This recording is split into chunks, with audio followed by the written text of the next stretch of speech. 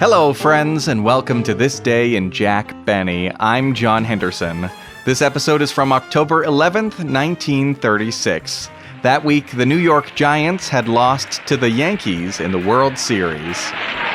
A ground ball to Gehrig. He scoops it up, touches the bag for the third out, and the 1936 World Series is over. No runs, no hit, no error in the ninth. In this episode, they mention Little Orphan Annie, which was a newspaper comic strip, and a radio show. And that's just what we're going to do. Try hard. Yes, but don't be disappointed, Annie, if we don't succeed. Leaping lizards, we've got to succeed, Bud. Radio was a booming form of entertainment, with programs like the Manhattan Merry-Go-Round. As we drop in on the Manhattan Merry-Go-Round to see what's the big hit of the floor show. Phil Baker. Everybody dance, come on. Big butter and egg man from the west. Eddie Cantor. I promise from now on never to lose my temper. If I say I won't lose my temper, I won't lose my temper. And Amos and Andy. Well, how did we ever get on this road we is on? Well, you was the one that told me to turn down this road. This ain't a mess, I don't know. These days, we wouldn't do dialect humor or racial stereotypes like the kind that were common in the 1930s.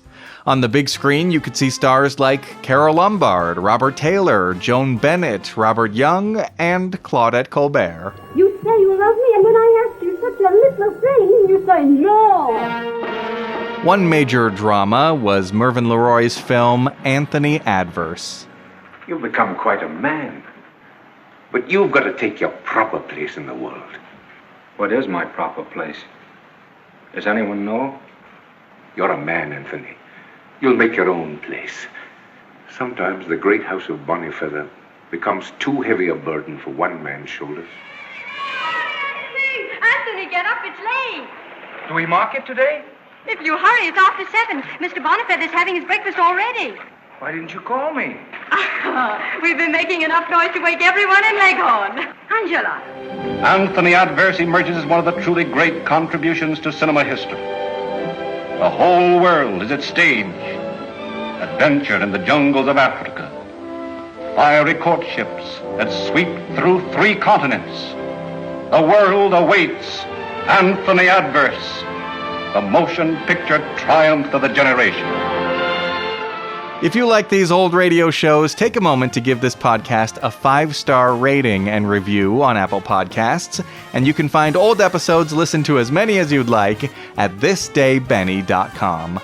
So pull a bowl of Jell-O out of the icebox and enjoy the show. J-E-L-L.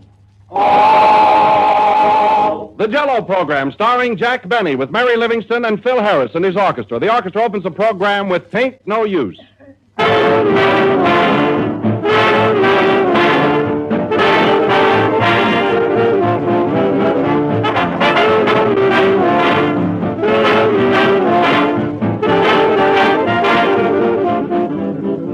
Here's something that's most unusual, the sort of thing that doesn't happen often. Back in 1919, Jell-O received a fine letter of praise from Mrs. Ray T. Thorne of New York City. And now, 17 years later, we hear from Mrs. Thorne again. She's a real friend of Jell-O. Just listen to what she says. Some 17 years ago, I wrote to you telling how much our family enjoyed Jell-O, and how Tommy, then 7, had rushed to the kitchen and scrawled Jell-O on the order list. I thought you might be interested to know that we still use only Jell-O, and that the Tommy of my first letter is now a naval aviator, but still a Jell-O fan. While he was playing football in college, he came home from practice every day to raid the icebox. If he found no Jell-O, a whale of huge proportions went up. One night when I had the entire squad for dinner, Tom asked me to serve Jell-O, and the training coach heartily approved. So I want to thank you for giving me, during 30 years of housekeeping, a simple, wholesome, delightful gelatin dessert. No other compares with Jell-O. That's fine, Mrs. Thorne. Your letter means a lot to us. Many, many thanks for sending it. There aren't many products that can boast such loyalty as yours. And here's wishing you and your aviator son all the luck in the world.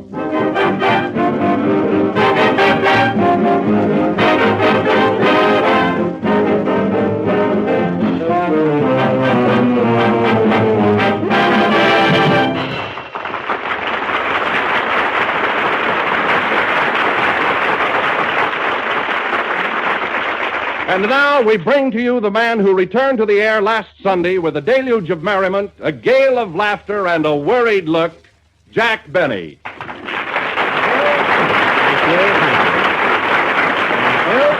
Well, me worried.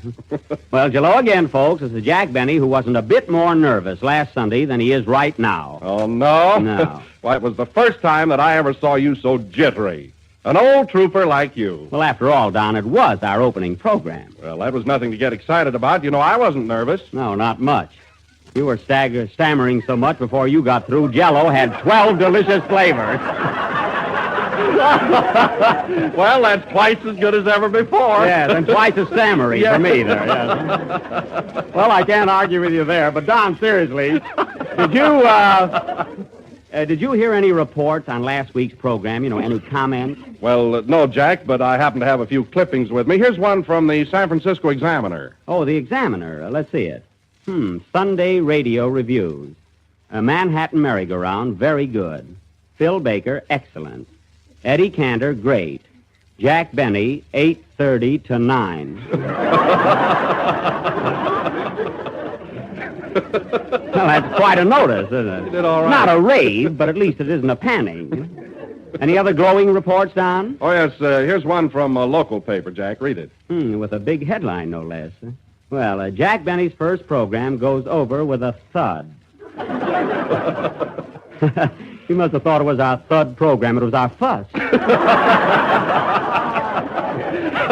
Oh, what else does it say, Oh, it says, all in all, Benny's humor showed the most complete display of brass that this critic ever heard.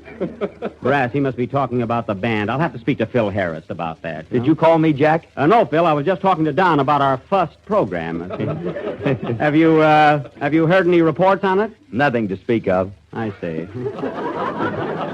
But say, Phil, I did hear some awfully nice things about you. Thanks, Jack. I hear some awfully things about you, too. Hey, read that right, will you? Oh, pardon me. I mean, I heard some awfully nice things about you. He's just a little excited, folks. But you know, Phil, you were a little nervous last week, too. You were shaking, so I don't see how you ever managed to lead your orchestra. Oh, it was easy, Jack. I just grabbed my baton real tight, and my nerves did the rest. Oh. Well, you deserve a lot of credit. Huh? Come in. Telegram for Jack Benny. Oh, thank you. Gee, this has been going on all day, folks. Oh, Don, listen to this one. Heard your program last Sunday night and can appreciate how you feel. Well, who's that from, Jack? The New York Giants. Oh.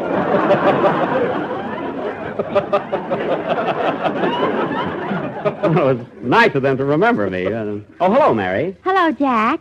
Gee, you look so tan and ragged. Mary, you did that joke last week. Well, you still look ragged. Oh. Say, you're starting out pretty good tonight, but last Sunday you were plenty nervous. Who, me? Yes, you. Why, the script in your hand was shaking like a leaf. It was not. I was waving to my mother in the third row. Oh, your mother, huh? Well, your mother was in Plainfield, New Jersey. Oh, then I must have been nervous. Yeah. Well, Mary, did you hear any, we're laughing more than the audience tonight.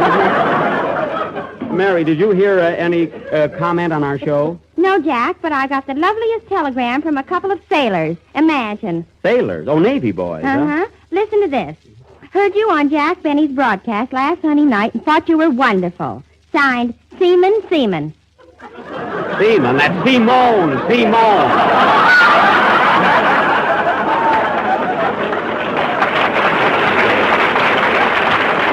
Simone. Oh, they were seasick. Yeah. Say, Jack. Oh, hello, Kenny. Say, you're here alone tonight. Where's your girl? Which one?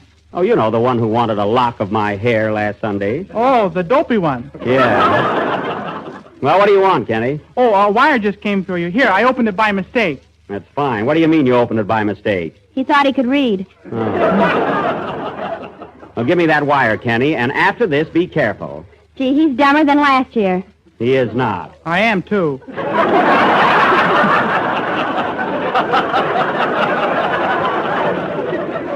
right. Oh, hey, fellas. Get this wire. Oh, boy, get this. It says, felicitations on your debut last Sunday, repercussions of which are still reverberating. Cease. Your nonchalance and savoir-faire dominated the festivities throughout. Cease.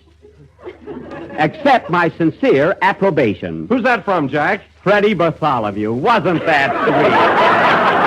Well, somebody likes to play, Phil.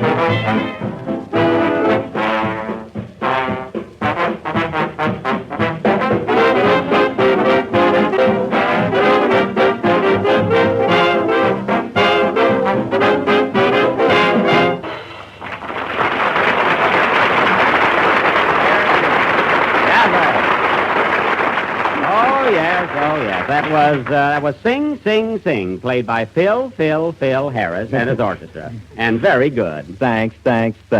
Well, we went Simone one better there, I think. But, Phil, I notice you're still a little nervous. Well, to tell you the truth, Jack, I invited two of my girlfriends up to see the broadcast. And they're sitting in the front row, and, well, naturally, I'm a little self-conscious. Oh, well, I know how you feel. You see, I had some girls up to the broadcast tonight myself. I invited Claudette Colbert, Joan Bennett, and Carole Lombard. Yes, I noticed those 3 vacant seats. Well, you know how heavy traffic is today. Anyway, ladies and gentlemen, as we announced last Sunday, this evening we are going to offer our condensed vest pocket edition of that famous classic, Anthony Adverse, written by Hervey Allen, produced by the Warner Brothers, directed by Mervyn LeRoy. And shoes by I. Miller. Yeah, quiet. We begin our play with Anthony at the age of 10. Since I'm just a boy at heart, I will play the part of Anthony the youth. Anthony. Also, the man, as played by Frederick March. Mary Livingston will be Angela, my childhood sweetheart. Kenny Baker will be my servant when I get to Africa. Oh, Kenny? Yes, Jack? Here's your accent. Yeah, the boss shown up. Very good, Amos. Owing to the unusual length of our play, we will start it immediately after the next number, which will be sung by Kenny Baker. Meanwhile, I'll try and get Young for my part. Gee, I hope you get Robert Young. Quiet. Sing, Kenny. Gee, I wonder where I put my rompers.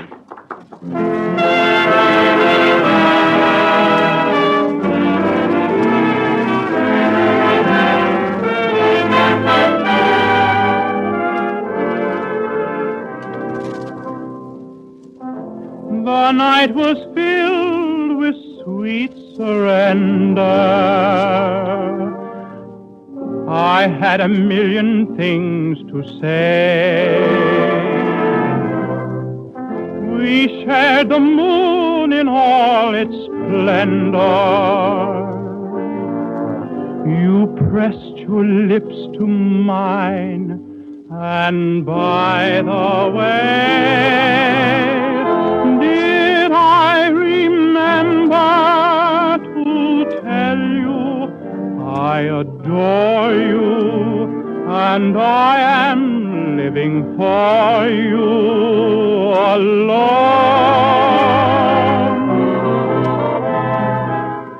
Did I remember to say I'm lost without you, and just how mad about you I I've grown.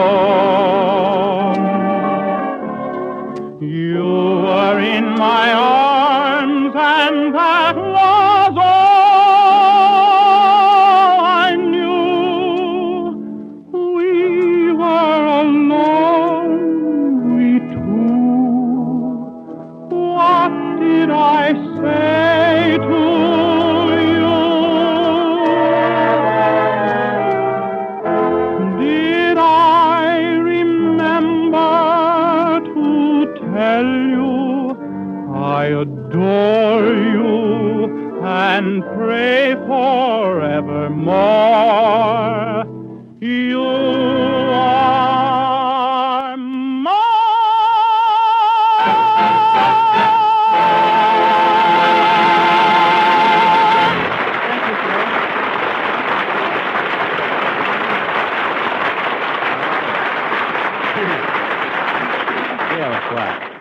That was Kenny Baker singing Did I Remember from the motion picture Susie. And now for our play, Anthony Adverse. The locale is Leghorn, Italy, in the year 1773. The scene opens in the shipping firm of John Bonnyfeather, known as the Casa di Bonnyfeather. You see, in those days, everybody had a casa. Are you going to have a casa, Jack? Yes. Jackassa.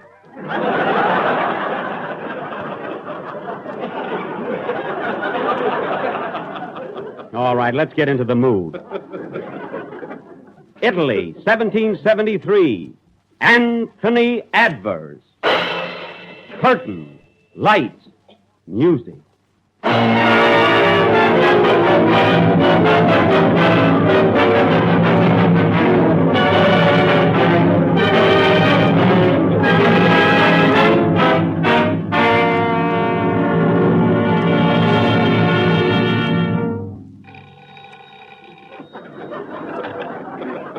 Hello? Casa di Bonnyfeather? Yes, Mr. Bonnyfeather is in, but you can't talk to him. The telephone hasn't been invented yet, Dope. Call back in 100 years. What's that? Oh, wait a minute. Come in. Hello. Hello, little boy. What you doing? I'm answering a telephone that hasn't been invented yet. Why? I don't know. I must be nuts. What can I do for you, little boy? I'm looking for work. I'd like to get a job here. Sorry, we're not hiring any sopranos. I'm not a soprano. I'm a poor little orphan. An orphan, eh? What's your name? Anthony? Oh, Little Orphan Anthony. Have you ever worked before? Oh, Orphanon. Am I killing me? Oh, here comes Mr. Bonnyfeather. He's a nice old Scotchman, and you can talk to him. Oh, thank you. Ah, good morning, Les. Good morning, laddie. Good morning.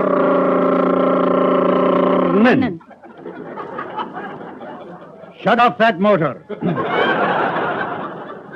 Who are you, laddie, and what brings you here? I'm Anthony, sir, 10 years old and looking for work. Work? Yes, don't tell me that hasn't been invented yet. Well, you look like a bright lad. Anthony, what is your last name? I haven't any, sir. Well, laddie, I'll get you a name. Aye, and a job, too. I've got an eye. I know. I'll put you to work in the accounting department.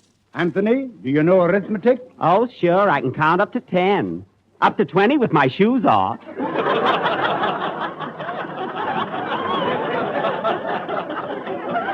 Very well. I'll try you out. First, in subtraction. Okie dokie.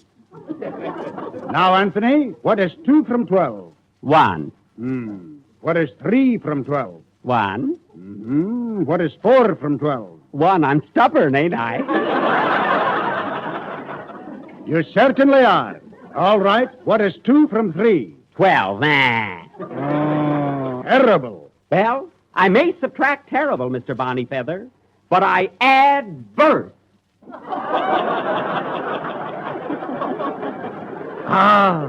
Adverse. That's it. That's what we'll call you. Anthony Adverse. Anthony Adverse. Anthony Adverse. Now and forever.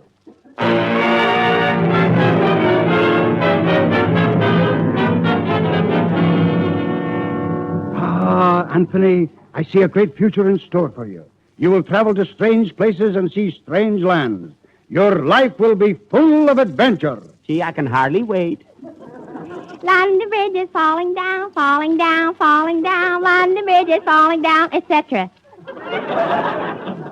Who is that? That's little Angela, the cook's daughter. Come here, my child. I want you to meet someone. This is Anthony. Hello, Angela. Hello. How old are you, Anthony? 10. So am I. Gee, you're cute. And you've got the nicest gray hair.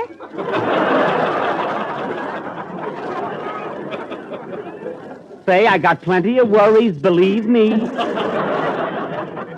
Well, children, I have work to do, so just run around and play. See, that Mr. Bonnyfeather's awfully nice. He's a Scotchman, isn't he? If he isn't, he's wasting a lot of ours. And speaking of Scotchman, you will find that Jell-O, too, is economical. With its 6 delicious flavors, strawberry, raspberry, cherry, orange, lemon, and lime.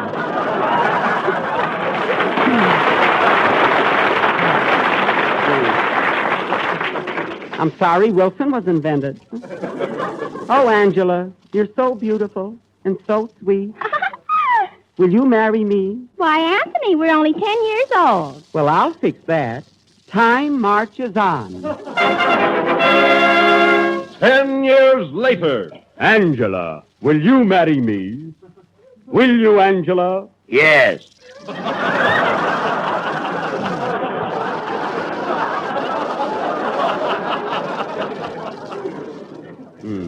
You ought to have your voice lifted. I'm sorry. I got a bad cold. But I'm all right now. Oh, then you will accept me, Angela. Yes. There I go again. Angela, I'm so happy. Come, sweetheart. We'll be married at once. Anthony. Angela.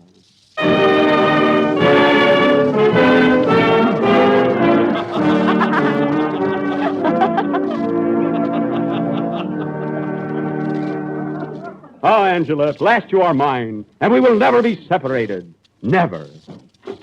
Oh, Anthony! What is it, Mr. Bonnyfeather? You must leave here immediately. I'm sending you on a special mission to Havana to collect some money that is owed to me. Havana? Aye, lad. You must contact Carlos Sibo, a wealthy Cuban. He's a slippery customer, but I want my money. What does he do? He runs a sugar plantation. Good. I'll try and get a lump sum. Angela, be brave. I must leave you at once. All right.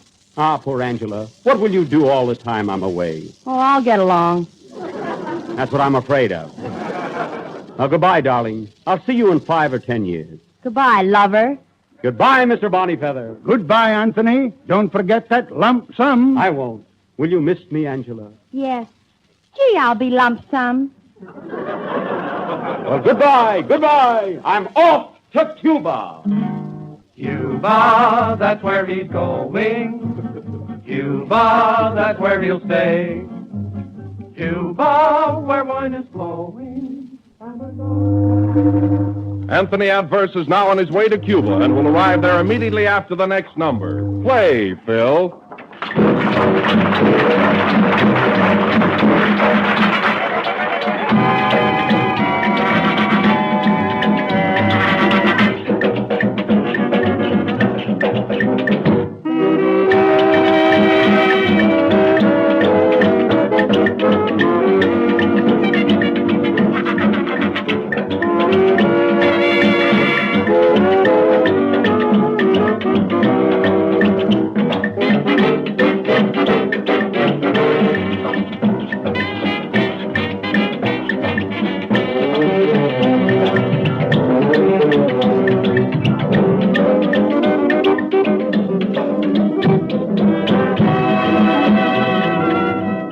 20 years have elapsed, and we find Anthony Adverse arriving in Cuba.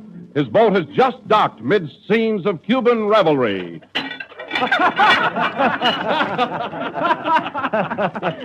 Goodbye, Captain. Goodbye, Mr. Adverse. La cucaracha, gangway. I'm looking for Mr. Adwoy. Ah, Mr. Adwoy, Yes, are you Carlos Cibo, the Cuban? Am I a Cuban, he's asking. Welcome to Havana, my friend. ¿Cómo estás, senor? Estoy muy bien, gracias, amigo mío. Ha, ha, ha, you said it. You know why I'm here? Sure, Mr. Bonifeather wrote me, so I want you should be my guest. Thank you. I want your stay in Cuba should be a pleasure. Don't be afraid to ask for anything. Everything I got is yours. What have you got? Nothing.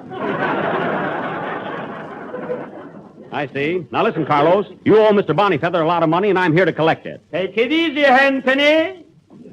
Stay here with me. We'll go out to make whoopee. Listen, I don't do that kind of Come stuff. on, come on. Now, first you'll have to get some new clothes. New clothes? Why? I'm a tailor. Now listen, Carlos, let's settle this debt right now so I can get back to my wife. 5 down, Poopsie.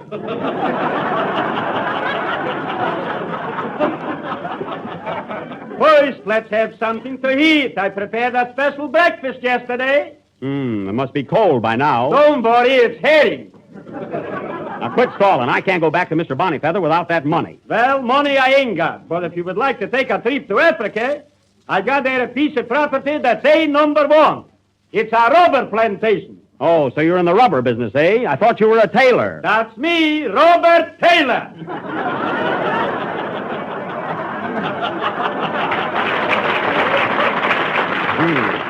And you say if I go to Africa, that plantation will belong to me? Take it, my friend. That's yours. All right, I'll go. Adios, Carlos. Adios. Who needs it? I'm off to Africa. Africa, that's where he's going. Africa, that's where he'll stay. Africa, where might he go? 10 years later, and we find Anthony in darkest Africa, where he has become the owner of a rubber plantation in the jungle. He is plagued with fever, drunk with power, and mad with greed. Africa, Anthony Adverse.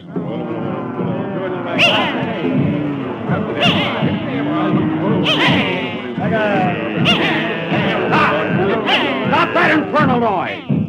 Come on, you slaves, get busy there. Cut that rubber, haul that barge, tote that bale.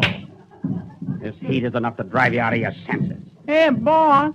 Yeah, what do you want? Ooba, gooba, glooba, gluno, guno, zow. Oh, yeah? Well, why don't you do something about it? I don't know what it means, that's why. I want a drink. Where's my man Friday? Friday. What's that, boss? Are you my man Friday? No, sir. I'm your chocolate sundae. Well, give me a drink. I'm getting drunk with power. Oh, Mr. Adverse, why don't you give up this life and go back to your own people? Ain't you got no heart? No, I ain't got no heart. I ain't got no conscience.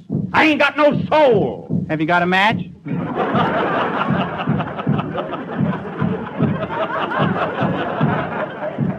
Oh, this sun, this heat, this infernal jungle. Quiet!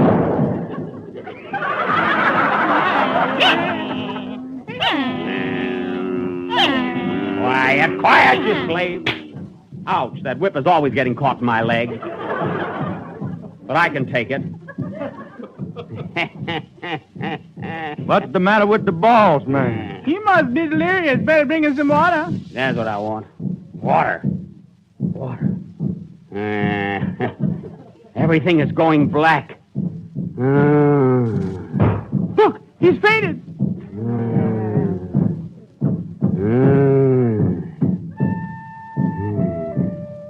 2 from 12 is 1. 3 from 12 is 1. 4 from 12 is 1. Gee, I'm still stubborn. Anthony Adverse. That's what we'll call him. Anthony Adverse. Anthony. Ha-ha! Welcome, my friend, to Havana. How did he get here? Oh, this jungle. This heat. I can't think. I can't eat. I can't sleep. You can't act either. Angela, my wife! What are you doing here? Don't bother, it's just a dream. Oh, yeah? Wait a minute. What about that man in your arms? Is he a dream, too? Is he? Wow! Angela! Angela! Angela!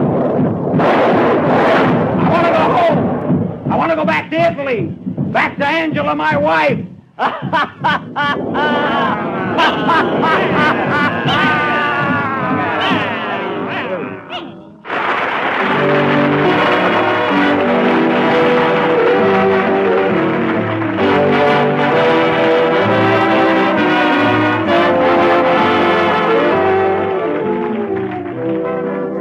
For the big news, the grand and glorious good news. Now you can make luscious homemade chocolate pudding more easily and more economically than ever before, and all because of Jell-O chocolate pudding.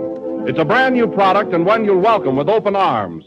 For Jell-O chocolate pudding gives you smoother, creamier puddings, more chocolatey and more delicious than any you've tasted since your grandmother used to make them. This is how you make yours. Just mix the contents of one package of Jell-O chocolate pudding with some milk in the top of your double boiler. Then let it cook until it becomes smooth and thick. After the mixture's cooled, serve it in sherbet glasses and watch the faces of your family light up the minute they taste it. Real old-fashioned chocolate pudding made with very little trouble and very little expense. Jell-O chocolate pudding sells for the same low price as Jell-O, and one package makes 6 servings. Ask your grocer for Jell-O chocolate pudding in the morning. And if he hasn't put it in stock yet, make sure he orders it for you.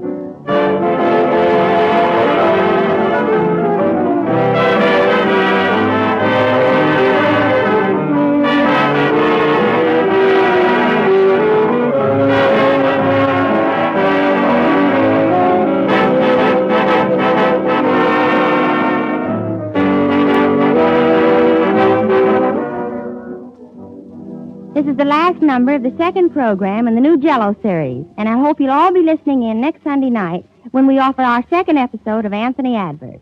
The part of John Bonnyfeather was played by Charles Irwin, and Carlos Sebo, the Cuban, was played by Pat C. Flick through the courtesy of Warner Brothers.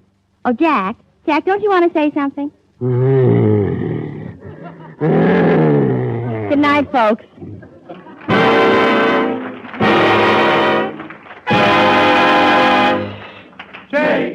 Jell-O.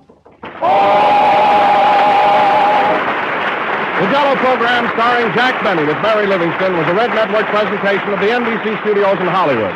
The tune When I'm With You is from the score of the picture Poor Little Rich Girl. This is the National Broadcasting Company.